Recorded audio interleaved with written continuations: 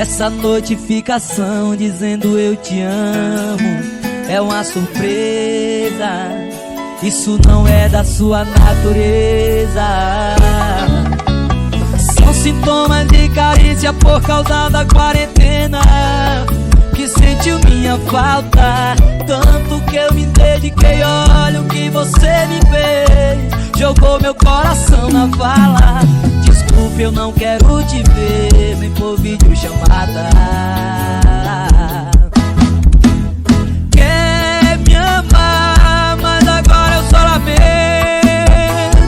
Meu coração entrou em isolamento, pra não se infectar com amor. Quer me amar, mas agora eu só lamento. Meu coração entrou em isolamento, pra não se infectar com amor. Convido agora pra cantar comigo a musa Priscila Senna. Arrebenta, mulher! Alô, unha pintada, meu filho, nem videochamada salva esse amor. São sintomas de carência por causa da quarentena, que sentiu minha falta, tanto que eu me dediquei. Olha o que você me fez, jogou meu coração na vala. Desculpa, eu não quero te ver, nem por videochamada. Quer me amar, mas agora eu só lamento. Meu coração entrou em isolamento, pra não se infectar com amor.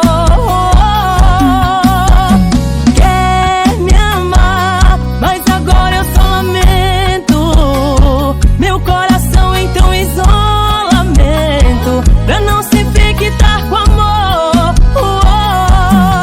Por favor, tenha consciência. Eu tô seguindo as orientações do Ministério da Sofrência. Quer me amar, mas agora eu só lamento. Meu coração entrou em isolamento, pra não se infectar com amor. Quer me amar, mas agora eu só lamento.